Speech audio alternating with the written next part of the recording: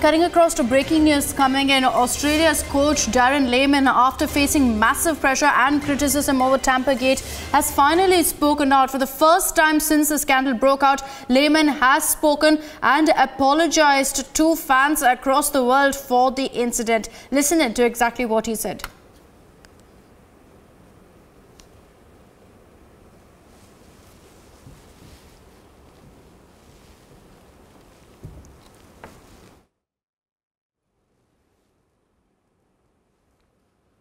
Firstly, also I'd like to apologise to the Australian public and the cricket family.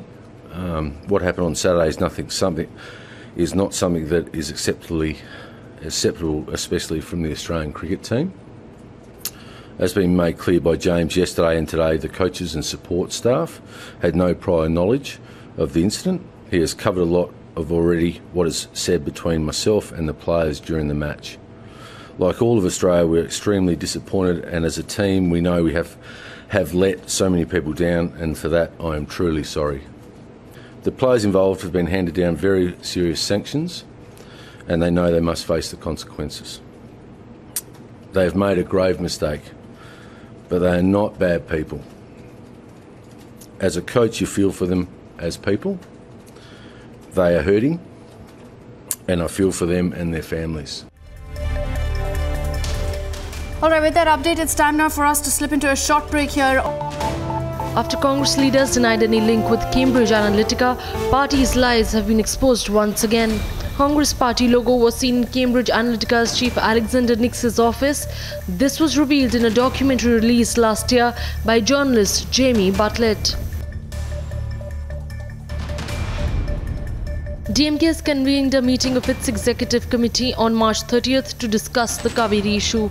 The meeting will be held after Apex Court's deadline of March 29th for the centre to formulate a scheme ends. The meet comes amidst demand by Tamil Nadu parties for the centre to set up a water management board. The Indian Space Research Organisation will launch communication satellite GSAT-6A from the Satish Dhawan Space Centre in Sriharikota around 2 p.m. today. The GSAT-6A, weighing 2,140 kgs, is a high-power S-band communication satellite just like its predecessor GSAT-6. The mission life of the satellite is planned for 10 years. Delhi Police Crime Branch carried out raids at 8 locations in the national capital over the CBSE paper leak.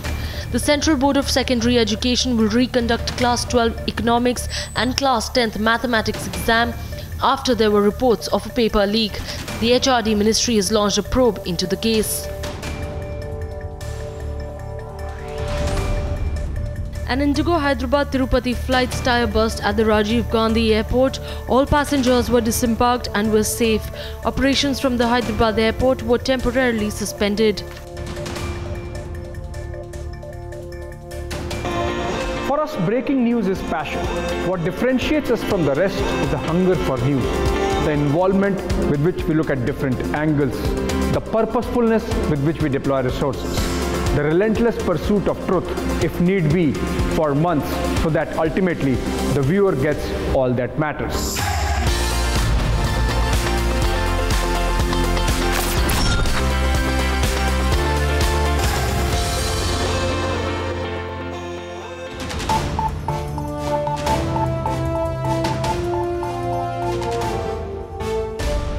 Karnataka Chief Minister Siddaramaiah embarrassed over his government's faux pas in Belgaum. The state government put up Gautam Buddha's poster for Mahavir Jayanti celebrations across the state. The posters were printed by the state government to greet members of the Jain community on the occasion of Mahavir Jayanti.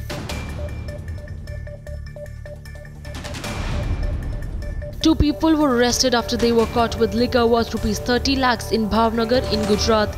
The liquor was being carried in 2 trucks that has been seized by the police. Further probe is underway. Anti-corruption crusader Anna Hazare continued his hunger strike, which has entered the 7th day today. Anna has been demanding appointment of Lokpal at the centre and Lokayuktas in states. He is also protesting, demanding better prices to farmers for their yield.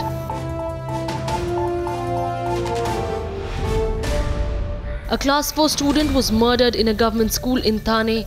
The student was found dead in an empty classroom with injury marks on his head and body. The police has registered a murder case and further probe is underway.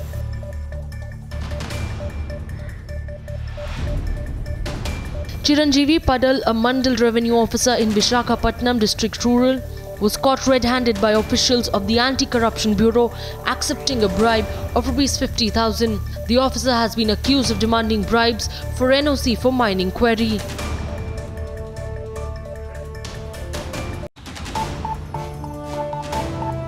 Second encounter broke out between forces and terrorists in Sundarbani area in Rajouri sector. 4 terrorists are believed to be trapped and operations are underway.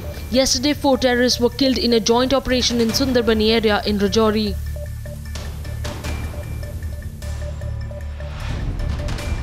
External Affairs Minister Sushma Swaraj arrived in Japan for a 3-day visit. She will co-chair the strategic dialogue with her Japanese counterpart. The two sides will review all aspects of bilateral relations and exchange views on regional and international issues of common interest.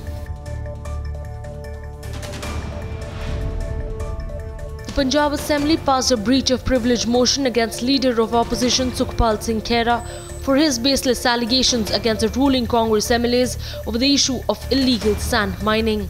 Reportedly, Khera has alleged involvement of every Congress MLA in illegal sand mining.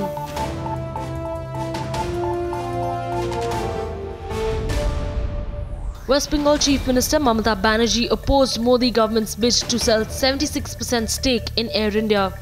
TMC MP Derek O'Brien also opposed the government's move, saying that the matter was still being examined by the parliamentary committee. A Mumbai-based businessman was stabbed brutally by 3 people outside a restaurant in Kolhapur. As per reports, the assailant asked him to withdraw the court case filed by him against Mumbai-based developers. The victim has now been admitted to a hospital in Kolhapur.